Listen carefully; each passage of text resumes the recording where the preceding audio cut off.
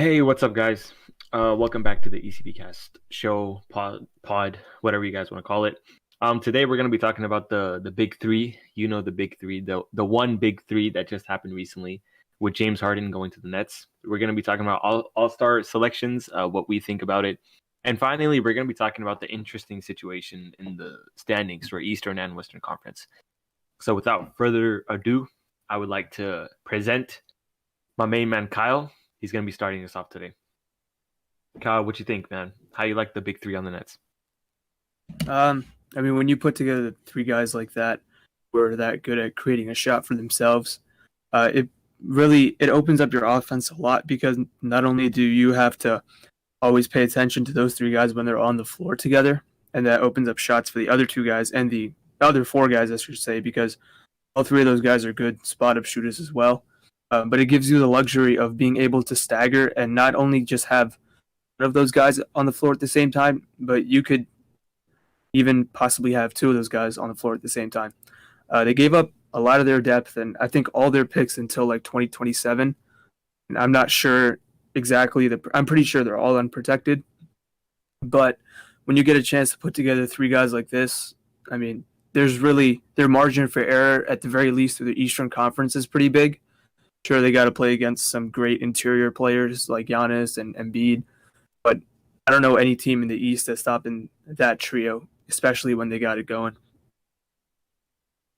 I feel as if I don't have too much to add to this because I feel like y'all are a bit more passionate, but I honestly think that they basically put themselves in a position they basically need to win either this year or next year because they have given up a significant chunk of their supporting cast and as well as their future. So like uh, they have to deliver, or else or the Nets will fall into absolute obscurity over the next year or two. All right, that. Yeah, no, I 100% agree with that. It's kind of weird that they made this trade. I mean, like Kyle was saying, like when you get an opportunity like this, you're gonna go and pursue that opportunity. But they didn't have a bad team at all before they made this trade. Like Karis LeVert was playing like out of his mind. He was playing super well. And that team honestly looked like one of the better teams in the East or in the entire NBA in general. So it's kind of weird that they made a push for that. But because of that, they're forced to kind of have to win this season or the next season because, like you said, they gave up their future to make this happen. I think as well with the trade, like losing Karis LeVert and losing that debt like Jarrett Allen, I think that was a really big loss in Jarrett Allen because when he came back in Cleveland when they played against the Nets, oh man, he trashed them. So losing him that was a big deal. I feel like DeAndre Jordan, I would rather have him had traded, but whatever. But yeah, I agree with all you guys. They need to win this year, next. Oh, but I think more than that, I think they need to get rid of Kyrie. And I know Kyrie's an amazing player, and like having those three offensive players, like KD and James Harden as well, like that team is almost unstoppable offensively. But like there's so much drama around at least James Harden and Kyrie that I just feel like getting rid of Kyrie to bring in depth, like that might help the team a lot. But then again, you have Spencer Dinwiddie that's still there. I know he's injured right now, but like he's still there next year, so he can add to the depth. And they just need to bring in some players, and I think they're very good contenders. They can easily win the chip or at least the Eastern Conference.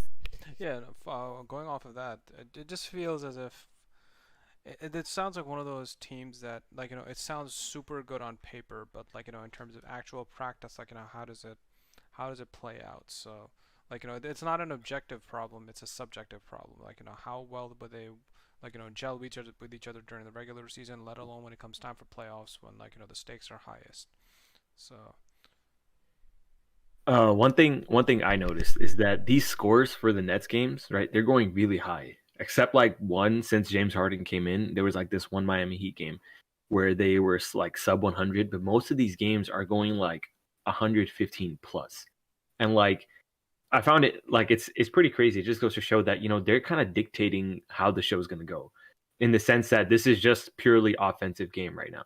Like there's very little defense being played, and like the thing is that when you have three stars with Kyrie, James Harden and Kevin Durant, like they're just always pushing like the offense. Like that's the main thing. That's the type of production you're gonna get from them.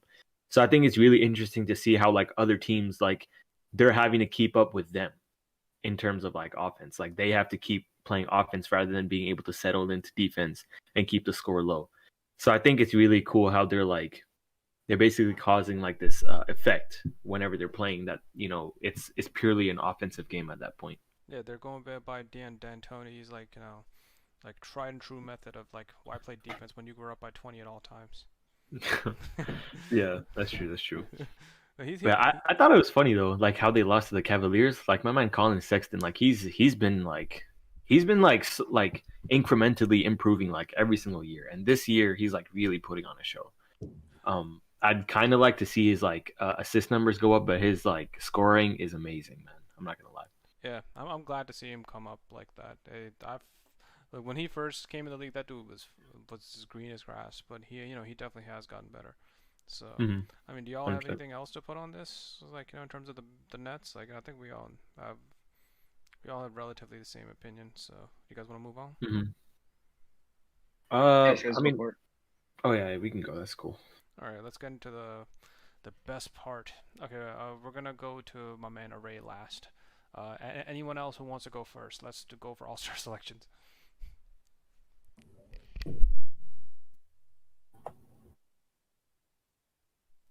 Damn, you guys are not that spoken. I think Kyle has a solid starting lineup. Yeah, I mean, I feel like generally the front court in both the West. Should we go by conference or just do all at once? What are we doing? I think we should go conference. So like, All right. if you're starting. So I guess let's start in the Western Conference. I would say like the guard position is kind of difficult to nail down. I think the front court is pretty. I think that's pretty easy to select. So in the guard positions, I initially had Steph and Luka starting, but I changed that to Steph and Dame because Dame has been on a tear as of late. I think the front court is pretty easy. Kawhi is there, LeBron is there, and Nikola Jokic is there. The only caveat I'd say is that Paul George probably should be starting in the All-Star game, but NBA.com doesn't allow you to put him as a guard, even though he starts at shooting guard for the Clippers, which is weird. But I'd say those are I'd say Dame, Steph, Kawhi, LeBron, and Jokic are my starters in the West. I know. Like Aray, he probably has like a huge opinion on who should be starting for the Western Conference center position. I know like his favorite player, Rudy Gobert. He'd love to see him up there. Yo, hell no. That's the last person that it's kind of, in my opinion, I don't even think he should be in the All-Star game. He's probably an All-Star role player, but that's a conversation for a different Okay, come podcast. on, all right, come on, don't disrespect them like that. The Jazz are number 1 seed for a reason. It's Rudy They're Gobert. actually not. They're the number 2 seed.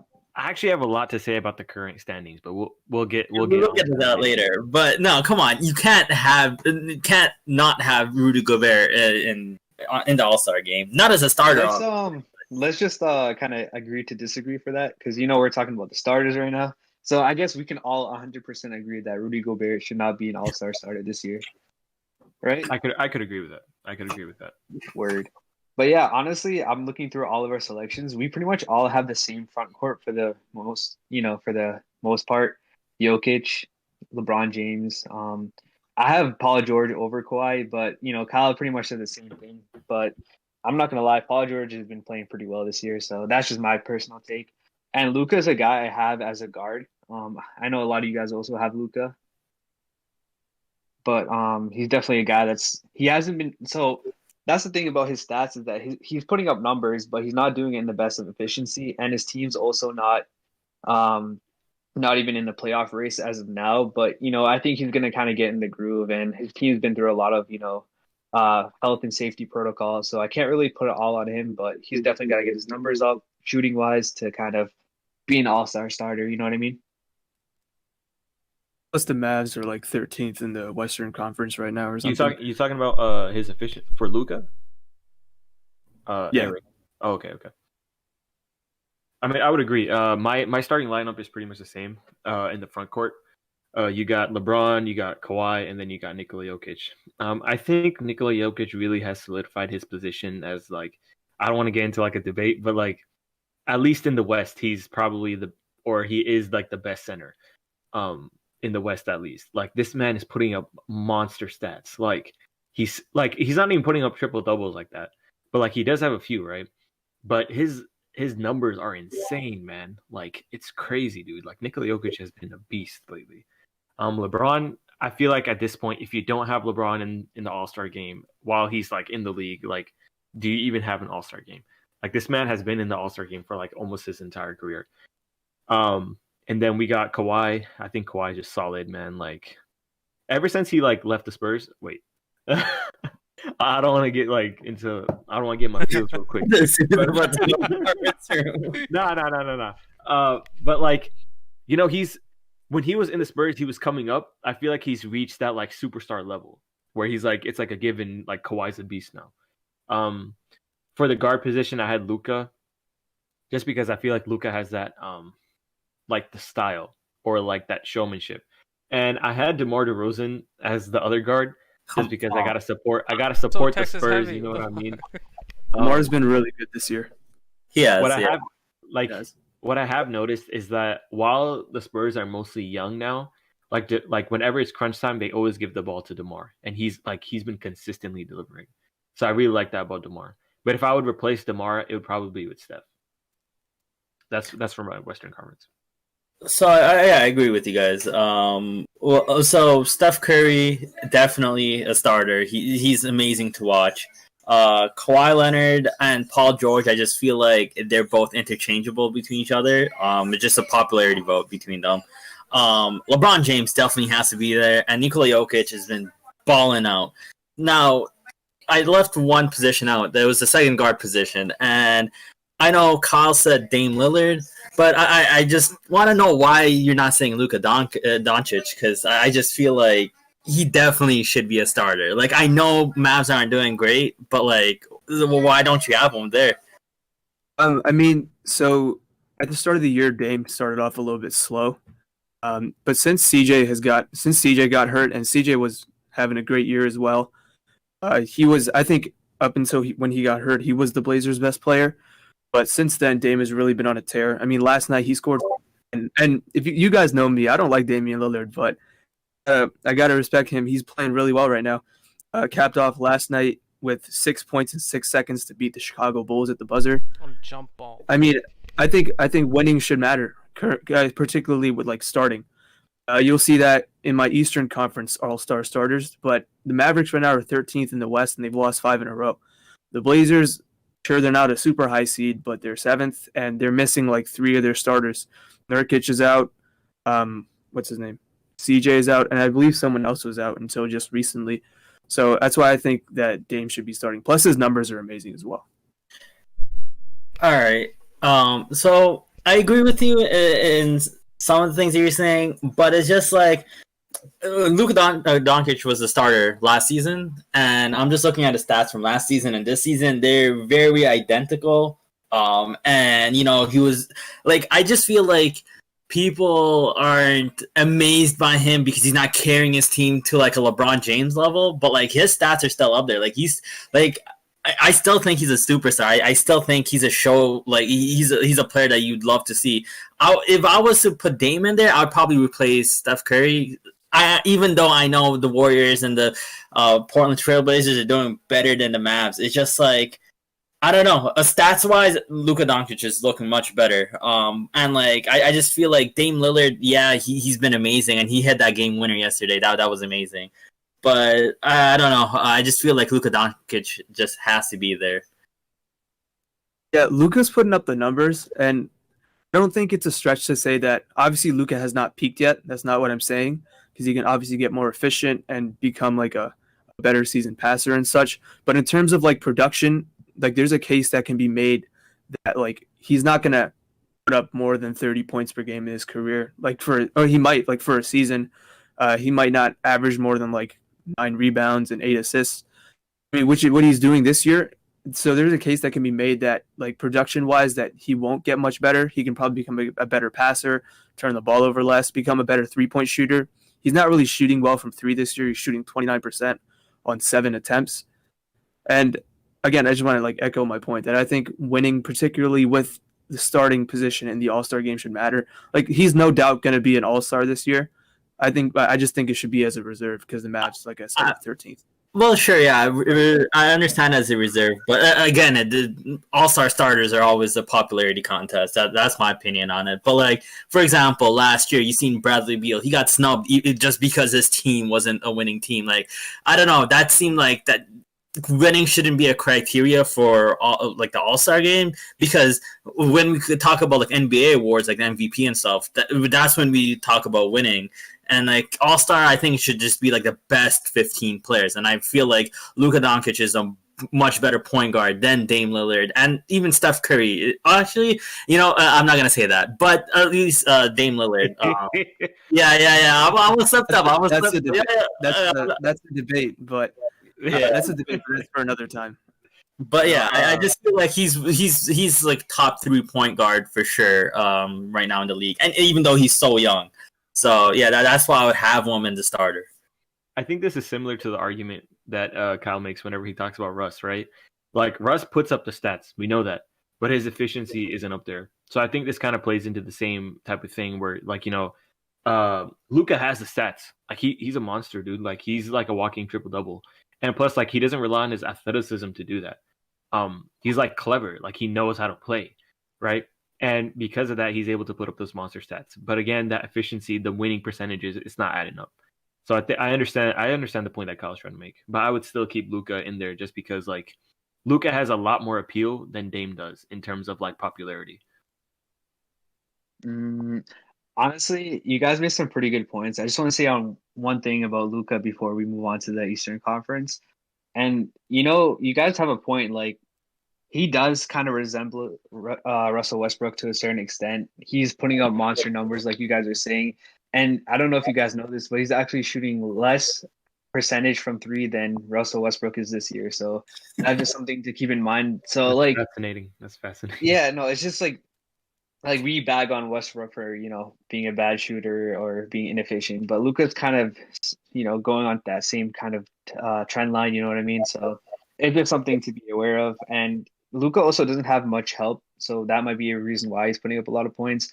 Porzingis just came back, and I know this is going to be a little bit of a hot take, but he's a little bit overrated in my opinion. Porzingis is not what he was before, so Luka is just he's doing all he can, but it's not translating to winning. So that's just some food for thought.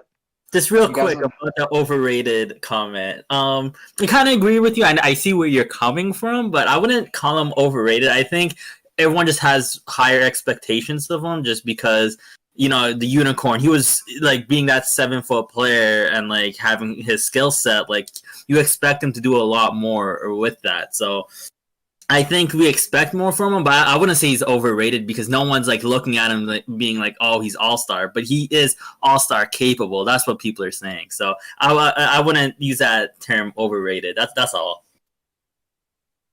That's a fair point. All right. Do you guys want to move on to the Eastern Conference? Yeah. I think this is where we actually have like some differing opinions, at least, on some things. All right, let's go East. I'll start it off since I finished on the West. So the front court, I think we all basically agree with KD, Giannis, and Joel Embiid. I don't know if any one of you took out Giannis for any reason. I did. Doesn't make sense, but okay. And then in the front court, I have Bradley Beal. I know the Wizards aren't doing great, but after last year, the way he got snubbed, I really feel he needs to have a starting spot this time. And not only that, his stats are unbelievable, man. Like, I feel so bad for him being stuck on the Wizards right now. Like, you see him, like, every game that he plays, he'll drop like 44 points or something, and then you'll see a meme at the end with him just like sitting on the bench, just like looking at the rest of his team like, damn, I feel bad for this dude. I feel like if it's any consolation, he should get the starting spot. And the second spot, I think we all have like different players, but I definitely think James Harden should be there. I know he just came out of the West and he wasn't playing like, you know, his stats aren't like James Harden-esque, but we all know what kind of superstar talent he is. So I definitely think he should be a starter. Yeah, that's a fair point. Uh, Let me. No, go for it. Go for it. Nah, you good? Nah, you good? All right, so let me just I think we can all agree to at least Embiid and Kevin Durant. I think we all have them on our list. I mean, Embiid, like Jokic, is probably the best big man on the Eastern Conference and the Western Conference for Jokic. So they're both pretty much top MVP candidates as of now. But let's kind of move on. So the reason why I have Sabonis over Antetokounmpo is just because. All right, so tonight, if the Pacers win against the Sixers, the Pacers will have a better record than the Bucks. So that's just some food for thought. And on top of that, I mean, yeah, Giannis is scoring more, but I mean, Sabonis is assisting the ball more with less turnovers, and he's shooting the ball at a better efficiency. Sabonis is also averaging above 20 points, which is pretty well. He's also getting more rebounds than Antetokounmpo. But aside from stats, so the Bucks' biggest weakness actually comes from Giannis's biggest weakness. So I just think that's something that's pretty interesting. Giannis is shooting like below 30% from three, and he's incapable of hitting free throws in clutch moments. So in terms of being productive, and being like a good player in certain moments, that's kind of what's leading the Bucks to starting to lose some certain games. But just for that reason, I'm putting Sabonis above him. I don't think Sabonis is going to get the start over Giannis at all. Nor do I think he's a better player, but I just think that Sabonis is having a great season this year. So I decided to vote for him in that position. That was the dumbest take I've ever heard, but I was just waiting for one of you guys to say it. But what, bro? What? I thought you were gonna say like Jalen Brown or something. Oh my, or Jason Tatum. That's for Oh my god, bro! Put Marcus. Why aren't you voting Marcus Smart as the guard, bro? Come on, what you doing, bro? What kind of bias is this, bro? To say you don't like Giannis. Oh my god. Dude, you can't tell me Sabonis is not having a great year. Okay, look. No, he's having. I agree. But starter over Giannis? Come on, now this is DJ Giannis we're talking about. Okay, so here's the thing, man. So wait, you want to finish your point, Aray? Go ahead. Yeah, let me just defend myself real quick. I mean, can we all agree that Giannis is basically the Bucks' biggest strength, but also their biggest weakness? I mean, we can all agree to that, right? No. Why not? Okay, sure, he has problems with the free throw and also the three-pointer. But like, if you look at it this way, right? He's shooting threes because he wants to get more efficient and better at it. That's what the season is for. And like, obviously he can get better in the playoffs. I feel like what he's doing in the season, he's setting himself up for the playoffs. But if he isn't shooting threes, then that just closes the floor spacing. And like, we always talk about Ben Simmons for one, who he doesn't shoot threes, and he gets ridiculed for it. But now Giannis is attempting to shoot threes, and like we're gonna ridicule him just because he doesn't have that kind of. That's a great point. That's a great point. Like it's like you can't come on, like you got to make up your mind of what you want players to do. Like and Giannis, he is their greatest strength. He gets the most defensive focus, and like yes, he has room for improvement. He's still 26. Like we forget like how young he is and how much he can still develop. So in terms of that, like I don't think he's their weakness. He's definitely their strength, and without Giannis, the team is nothing. I think more so the Bucks just need to. I don't think Bucks are losing because of Giannis. Like, let's not get it twisted. The Bucks are in it because of Giannis. Like, I think they lost their depth, and that's why the Bucks are struggling right now. But it's definitely not because of Giannis. And yeah, he choked a few free throws. I know what you're talking about. Right, hold on. Go ahead. Okay, let me just counteract that. So I wasn't saying because he's shooting and missing a lot. I just mean that Sabonis is a better offensive player than Giannis is currently. I mean, he can do so much more. He can stretch the floor. He's one of the best players in the short pick and roll. He can pass the ball better than Giannis, even though he doesn't get as much attention as Giannis. So I just thought that, offensively, he's been probably better than Giannis this season. Okay, but defensively, Giannis is way better than Sabonis. I mean, see, if you're looking at stats alone, he's only averaging about a block and a steal per game, which isn't like, isn't like magnificent. It's not defensive. Do you think Sabonis is a interior, like a really good interior defender, or is he like intimidating in any? He is a good defender, but he isn't like Giannis good. Giannis is a defensive player of the year, right? Or I get that. It's just that like, you know, in terms of when I was saying it, he was kind of the Bucks' weakness. I just mean that like, all right, one of the weakness of the Bucks is, you know, their half court play. So like once they pass the half court line, they're not able to do too much, especially with Giannis there. But that's kind of a weakness that comes with Giannis. I mean, he's a great player overall, but that's just something that I wanted to point out too. That's just something that I wanted to point out too. Okay, here's the thing. All right, so for me, right, I actually had slight discrepancy from what you guys selected as the thing, as your starters for the East. One thing I agree with Narf is that, you know, Bradley Beal deserves that spot, man. Like, he's playing his mind out, dude. He's an absolute freaking scorer, man, and I really want him to start. The thing is that his team isn't winning, man, and that's really unfortunate, dude. Like, this man is playing like his heart out. And like you always see like the crying Jordan meme, dude. Like, you know, no matter what this man does, like they're still losing. And I think that might be due to like the coaching or whatever. But I would really like to see Bradley Beal in the starting guard position. For the second guard, I put Jaylen Brown. And the reason why I didn't choose Harden was because like James Harden, like he was barely playing, dude. So I feel like his time in the Eastern Conference shouldn't like, that's not really a factor. He's only played like maybe less than 10 games. So I feel like Jaylen Brown, in the absence of Jason Tatum, he was balling out, dude. Like he was doing like a lot to help the Celtics win. So that's why I put and Jason Tatum has been out for a while, so that's why I picked Jaylen Brown. KD, he's just a monster, dude. This man was coming off an Achilles tear, and it looks like he hasn't missed a single step. Like he's doing amazing, dude. And Giannis, because like Giannis is Giannis, but for like this last position, I put Sabonis over Joel Embiid. Now, hear me out, right? So Joel Embiid, he's averaging 28 points, 11 boards, and then like 3 assists. Okay. Now Sabonis is averaging 20 points, 12 boards, and like 6 assists. So the thing is that I feel like Domantas Sabonis, I feel like he's a more complete player than Joel Embiid in that sense. And that's why I kind of wanted to see him in the All-Star game. Joel Embiid, I feel like he's probably still going to get that starting position just because he has that appeal, like that fan appeal. A lot more people are gonna. Guys, it's Sabonis. All right, continue, Zachary.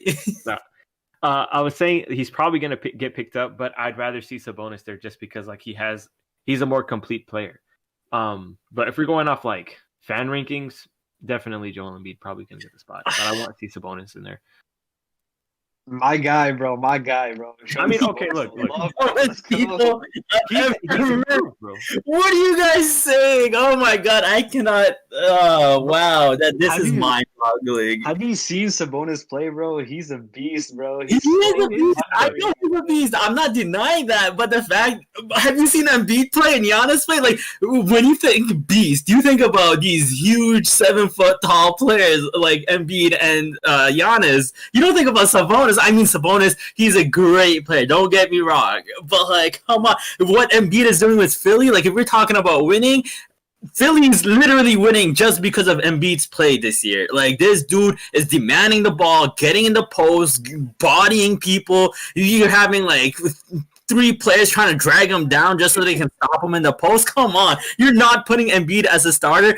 Like, come on. Aray had a better point about Giannis and Sabonis, but you have to have Embiid there. Like, this, not only is he a showman, but he's also a beast in the paint, and as a player, oh my goodness, I agree. I can't believe the blasphemy. I agree with everything you're saying, bro. The thing is, I feel like Sabonis' improvement is more so than Joel Embiid's improvement. He just started scoring more. Let me improve. What kind of? Oh my goodness! I think I know what Isa's saying here. So basically, what he's trying to say is, okay, and this is something I'm saying by personally, right? So yeah, Giannis and Embiid are more dominant players, but Sabonis is more of a complete player. So that's what I guess me and Isa are saying together. Like, if you think about it, you can pull out a weakness for Embiid, you can pull out a weakness for Giannis. So pretty much good at everything and doesn't really have that big of a weakness compared to the other two. So definitely than those. I mean, you're kind of cutting out, Aray. What did you say the last part? I was just saying that he's more of a complete player than Embiid See, and Giannis. that's my argument. I feel like Domantas Sabonis is more complete in that he does more. Like he doesn't just score. I'm not Or, even like arguing, guys, man. This is the stupidest thing I've heard. I'll let the people who listen to us just laugh at you guys, and I'm just gonna stay quiet. If you guys are hearing this, comment and tell these guys how wrong they are, please. For me, thank you. Okay, I feel like Kyle has a take on the Eastern starters. Based off what you said, the argument is there that Sabonis might be a more well-rounded player than Giannis because Giannis is not a good free throw shooter and he can't shoot. Sabonis can shoot and he's a solid free throw shooter, but I don't think that's true whatsoever with Joel. Joel is an amazing defender. He's slightly below average as a three-point shooter, but he can still hit open threes. He's good in the mid-range and he's good in the post. The only thing that I'd say Sabonis is better at than him is playmaking. But other than that, I think Joel is better than at everything else. In my opinion, Joel Embiid, Giannis, and Kevin Durant are the three guys in the front court that should be starting. Kevin Durant is averaging his most points since his MVP season. I think he's second in the league. Real quick, you probably won't believe this, but Domantas Sabonis averaging more boards than Joel Embiid at this current juncture in time. Would you say that Domantas Sabonis is a better rebounder than Joel Embiid? Would you say he's a better player than Joel? I would. Would you say he's having a better Talk to him. Look. You said everything, but that's not true. Like Domantas Sabonis is averaging more boards, bro. Like than thing. Bro, basketball isn't just numbers, man. There's more to it than that. Bro, so my reason for having Okay, keep going. My reason for having Joel starting is the 76ers are first in the Eastern Conference. In my opinion, he's the number one in the MVP race currently. Him and Jokic are my top two. I give him the edge because the 76ers are first. They lost to the Pistons without Joel Embiid.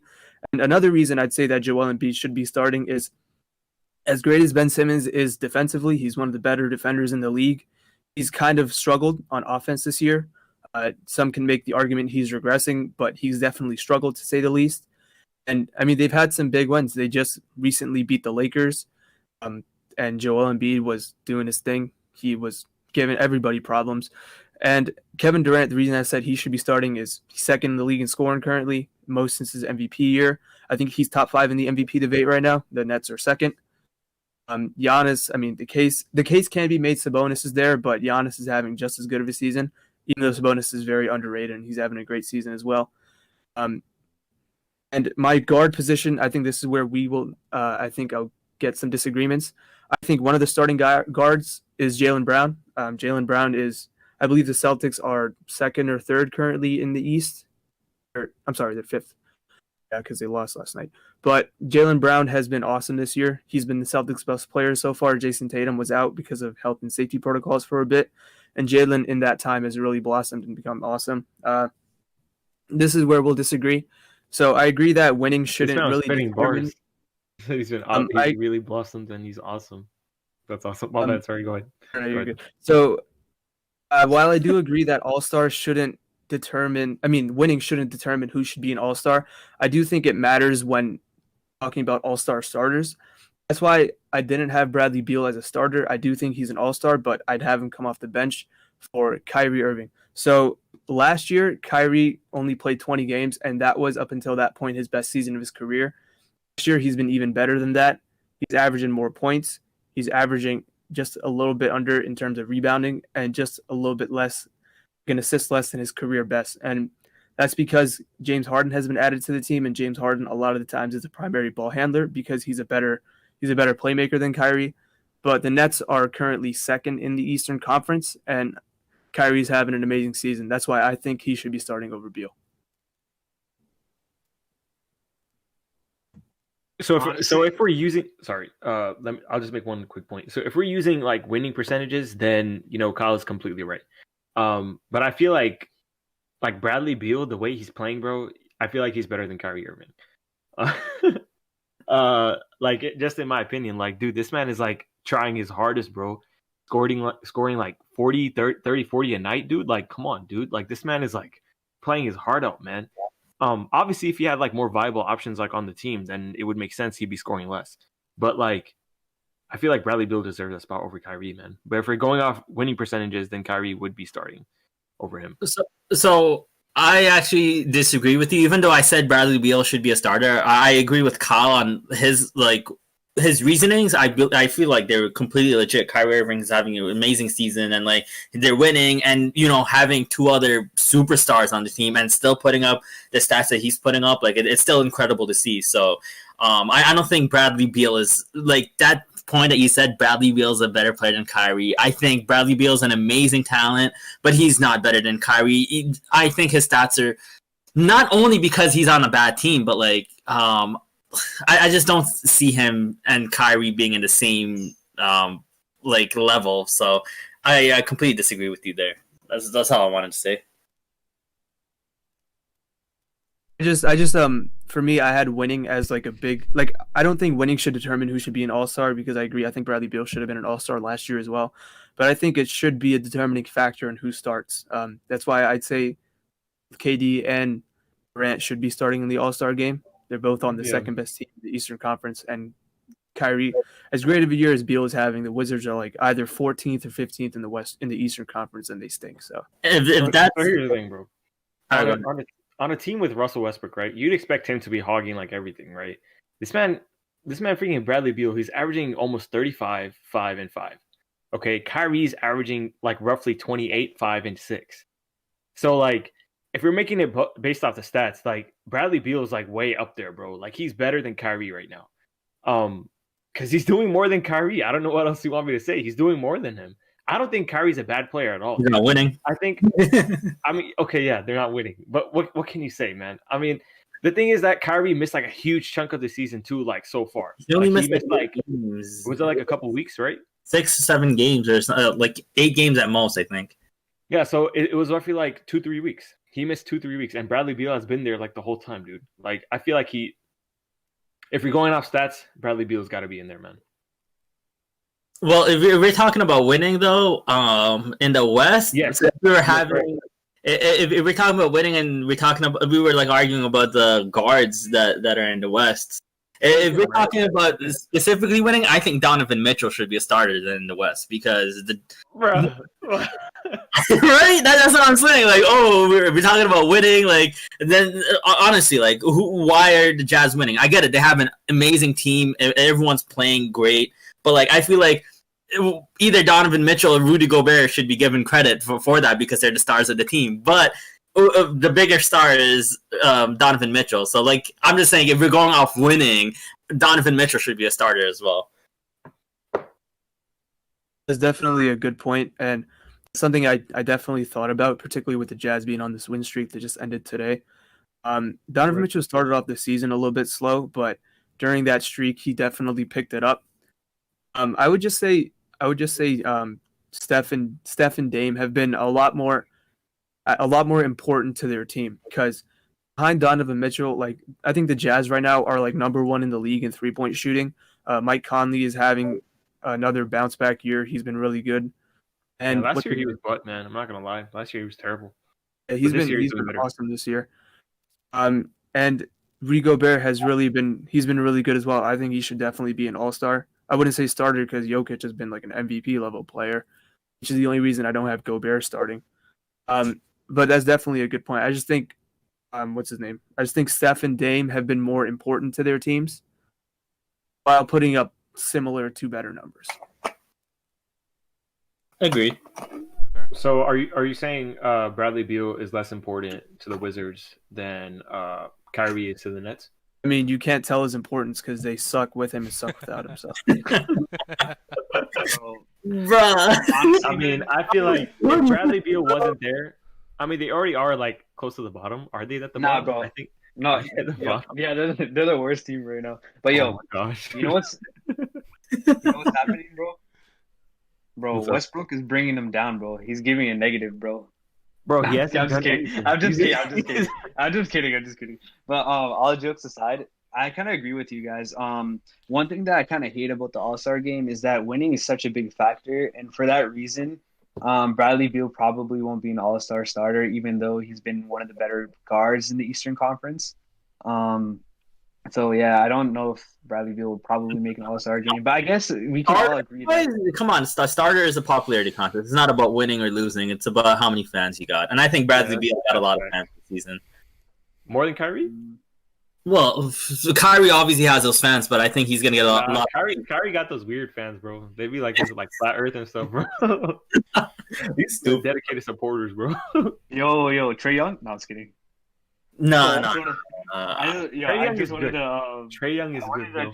I wanted to trigger Kyle because I know he doesn't like Trae Young. It's not like I don't like Trae Young. I just think a lot of his I shouldn't say mannerisms, but a lot of his habits during games are fucking annoying. Him getting players on his backs and backing into them and drawing fouls. Steve Nash is his basketball hero, and even Steve Nash said that's not basketball. So, he does that a lot. Because like Steve Nash is coaching a player just like him. But he doesn't do it to that extent. Where come on, no, I know, I get that James Harden he does a lot, but Trae Young is really taking it to another level. While most players, James Harden included, Chris Paul does this too. When they get the player on their back, they stop and then shoot. Trae Young legitimately backs into players. He be backing up on dudes, bro. No, come on, James Harden grabbing like another dude's hands and like pulling him in and like I don't know. Have you seen those plays? Like he grabbed LeBron James' hand and like put it into his chest and literally dragged him along as he was going for a layup. And the foul was called on LeBron because the contact was there. Wait, Narf, you can't say nothing, bro. Kyle Lowry went underneath somebody to get a foul. Oh, Kyle Lowry is thick, bro. Bro, he went underneath a dude's legs, bro. So in the game against the Clippers, which I expected the Clippers to lose and have Paul George or Kawhi, this is just one play out of dozens that Trae Young, he does this shit. Terrence Mann was defending him. Terrence Mann didn't even jump. He was standing just by him. He went over a screen. Trae Young jumps into him. Like he doesn't jump straight up to shoot. He jumps into him and gets 3 free throws. Like I don't know if you would say that's an offense. I'd say that's an offensive foul. You know what I mean? Okay. I don't disagree with you. You're just taking advantage of the refs. No, that's yo, I got something to say about this one. D'Antoni, aka Nash, they cannot complain about this anymore because this is the same bullshit they were pulling with James Harden when he was in Houston. And you can't get mad when you basically, like, you know, James Harden was basically the fucking catalyst of this, like, over the past few years. And you don't like it when the shoe's on the other foot. Like, you know, let's go over to back in the day when Greg Popovich was, like, defending Bruce Bowen, sliding his feet underneath a shooter. Guess what? Golden State did that to him by accident, but he had the nerve to say, "Hey, listen, the league had outlawed sliding your feet underneath the fucking like shooter." Guess why they did that? Because Bruce Bowen, aka a player, Andrew Bogut. No, what do you mean? No, it was on the Kawhi one. It's Zaza Pachulia. But Pachulia put it under him. But you can't complain about like, you know, shit not being fair when you literally defended that shit. Like you enabled it to happen. So like Nash can, like, you know, think the angriest thought that he wants, but like, you know, like part of his staff literally made that whole jumping into defenders at the 3-point line a thing. So like I think. You're gonna hear me play the world's smallest violin for him. I think the thing is that, like, with Trae Young, he's really, really small. Like, you look at other players, you look at dudes like James Harden. James Harden's kind of big, dude. You look at Trae Young, this man is a twig, dude. And, like, not like a twig, but he's really small. And I think that gives him the benefit of the doubt, like, a lot of the time. Because, like, bro, he found an exploit. He's abusing it. It's like when you play Call of Duty, you find an exploit in the game, like the DMRs, and then like you just exploit it. Like that's what it is, you know. Like he found a way. It works, right? If it works, it works. Especially for his size, bro. I mean, when James Harden started getting like every single thing a foul while going in the paint, he started doing it more. He had like 30 freaking free throws a game, man. Like, so I feel like Trae Young, like, he has the right to like kind of exploit it a little bit because he is small. He kind of deserves it. That's fair. But yeah, small like Aray. Oh, yo, okay. First of all, just because a player is small doesn't mean that they deserve a foul. I think that's kind of a bullshit statement that you just had. And second of all, Narf, fuck you, bro. That was kind of uncalled for, bro. So man, that's messed up. Bro. All right. Okay. Okay. So, I completely forgot. What standings? Okay. Where do we stand, guys? So one thing I want to say is that I feel like these standings are really skewed, man. I'm gonna be real. The thing is that, like, with the whole situation right now, right? With games getting postponed, I feel like these standings are super skewed because, like, no one has a full team, dude. Like, the Boston Celtics were without Jason Tatum for like the longest time, and I feel like that severely affected their record. I feel like that's happening with teams like all over the league, man. They're the standings are skewed. I don't think they're accurate. Yeah, like the Raptors, they're playing in Tampa. They're playing every game's a away game for them. So Dang. honestly though, like when they played Orlando, they had more Orlando fans than actual Raptors fans in the Tampa Bay arena. So definitely this season doesn't count for the Raptors. That's all I'm saying. Oh, word. I mean, I think it's kind of funny because, like, I mean, I think Pascal Siakam, like, he's really like important to the team. I mean, they're losing with him and without him, so I think that just goes to show Toronto kind of doing kind of butt cheeks right now, man. I don't know. This is kind of irrelevant, but do you guys think that Siakam is going to get an All-Star selection this year? No, hell no. Hell no, dude. He was All-Star like last year, right? Was it last year? Yeah. Bruh. I've been saying, bro. He's not gonna get it. I've been saying, bro, overrated. But no, honestly, the standings this year, like with both Eastern and Western Conference, is so tight. Like we know who the clear like top teams are. I feel like, but like in the bottom, like the 8th down to like the 13th seed, like it's super tight. I think like there's a few teams that we can like really eliminate, like the Timberwolves and the Wizards and Pistons, but like other than that, like every team still has a shot. Every team has a lot of talent, and it's just like, yeah, it's really fun to watch basketball right now. Yeah, honestly, I agree with you guys 100%. One thing that I really like about this season is that now there's a play-in tournament, so it's going to be even more cooler to see what teams will make the playoffs and which teams will miss it. And on top of that, this season the Eastern Conference is getting super intense, so it's definitely fun as a fan of a team in the Eastern Conference. So kind of want to see how that plays out. Like it's like literally rotating. One day Boston's the 5th seed, the next day the 3rd seed, Brooklyn 2nd seed, but like a few days ago they were just 5th seed. So it was pretty interesting to see and monitor the Eastern and Western Conference for that fact. I mean, but then like you got like teams who haven't even played at all though. Like for example, like you look at, I think it's Memphis. They played like a lot fewer games than like they played like 14 games. Yeah, they played 14 games. San Antonio has played 20, and that's really skewing these standings, man. Like it just does not make sense. I don't know how they're gonna make up all these postponements, dude. Like so many games. I think the last 2 weeks was it the last 2 weeks? Like Memphis hasn't played for a while, man. Yeah, they've missed like 3 games or 4 games. That's insane, man. I don't know when they're gonna make these games up, and when they do, it's gonna cause like a ripple effect on the rest of the league. Because like this is like it's gonna eventually like cause like a lot of like problems in terms of like how they're gonna rate teams, and eventually like if it goes like this, then everyone's gonna be waiting on Memphis to finish up their season. Why? That makes no sense. Because they're 14 games in, like the rest of the league is like 20. I mean, I'm pretty sure the NBA can figure that out. It shouldn't be that big of a logistics thing. If I'm not wrong, I remember seeing so I got followed Celtics and I'm a Celtics fan. They kind of threw in a few games like in the season. So like instead of playing a one game and then having like a 3-day off and then another game, they kind of threw in a back-to-back somewhere in between. So I'm pretty sure they're gonna find a way to manufacture and kind of just sliding games here and there where they can. Man, ECB overthinking everything, bro. I mean, that's facts. That's facts, bro. But I don't know. It's just that I think it's just Memphis, dude. Memphis has 14 games. I think the next. Oh wait, no. Washington has 15 games. So yeah, they're pretty close. I don't know what your point is, bro. I lost you. But yeah. I lost I think Kyle got something to say, man. Are we breaking out to trivia or what's up?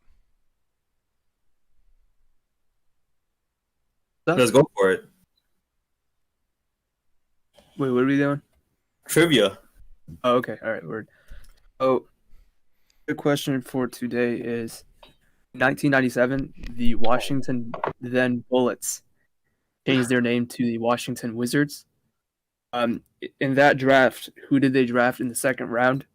The hint I'll give you guys is there's a famous basketball move that is derived from his name. I think Narf got it. He's a pretty like intellectual guy, man. I think he knows this. He can Uh, start off. 1997. 1997. All right. Ooh. Narf, you want to go first? I can't. No names are clicking in, so gotta skip me. All right. So you want to go next? He's googling it. That's why he put it on me. I know what he's doing. Nah, I actually don't know, man. You said drafted by Washington? Washington Wizards in 1997 in the second round.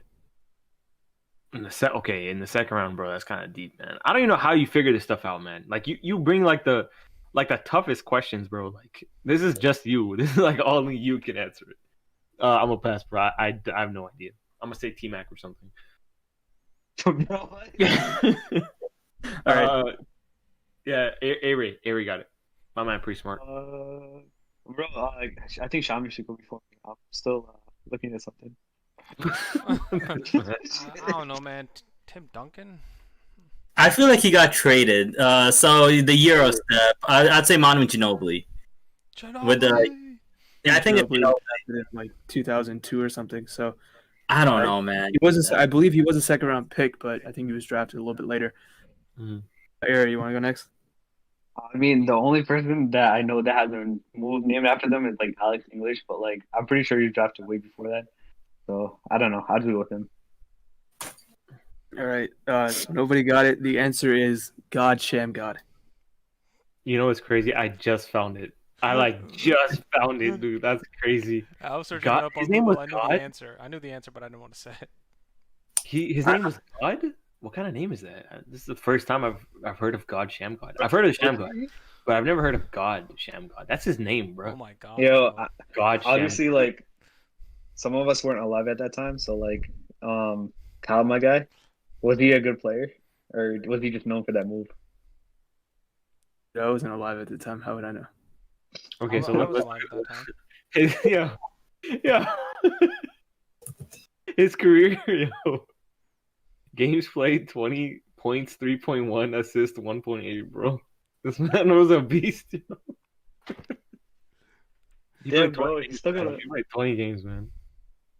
Bro, I'm looking at his like 3.1 points, Yeah. 1.8 assists. Dude. I got one trivia question. How many championships have the Celtics won in the last 35 years? I got another question for you, bro. I How many games have the Raptors won this year? don't know. They won the same amount of championships as the Celtics. That's all I know. Bro, what?